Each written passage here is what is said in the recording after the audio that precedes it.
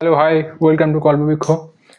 তো আজকে আমরা শিখব ট্রিগনোমেট্রির যে ডিগ্রি অ্যানালাইসিস করে যে মানগুলো বের করা হয় সেটা কীভাবে কত সহজ এবং কত তাড়াতাড়ি আমরা বার করতে পারবো। এখানে প্রথমেই বলে রাখি সাইন আর কস আমরা বার করব, এরপরে ট্যান, কট, সেক আর কোসেক এগুলো সমস্ত কিছু রেসিপ্রোকাল বা উল্টো এরকম করে বার করা যায়। তো আমরা প্রথমেই মনে রাখবো চারটে এখানে 0, 30, 45, 60 এবং 90 ঘর আছে।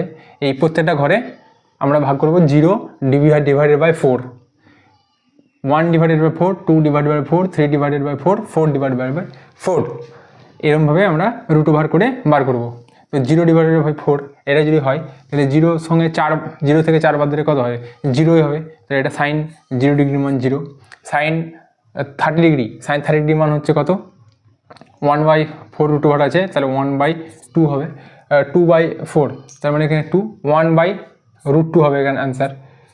এটা 3/4 আছে, তাহলে √3/2 হবে। এখানে 4/4 আছে, 1 আছে।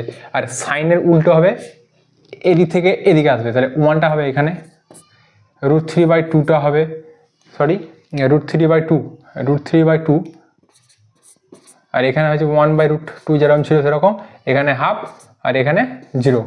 এইটা হচ্ছে সাইনের মান। Sine 0 degree, 30 degree, 45 degree, 60 degree, 90 degree, উল্টো cos 0 degree, 30 degree, 45 degree, 60, 90 degree. সাইনের কসের মান পেয়ে গেলাম। তাহলে সাইনের কসের মান ট্যান থিটা সমান কত? Sine theta by cos theta. Cot theta সমান কত? ট্যানের উল্টো 1/tan। সেক মানে কত? 1/cos। আর কসেক মানে 1/sin। তো এই ছিল আজকে আমাদের টোটাল ভিডিও। এখানে আমরা ডিগ্রিটা অ্যানালাইজ করতে পারবো কত তাড়াতাড়িতে, অত আমাদের মনে রাখার কোনো দরকার পড়বে না। তো ধন্যবাদ।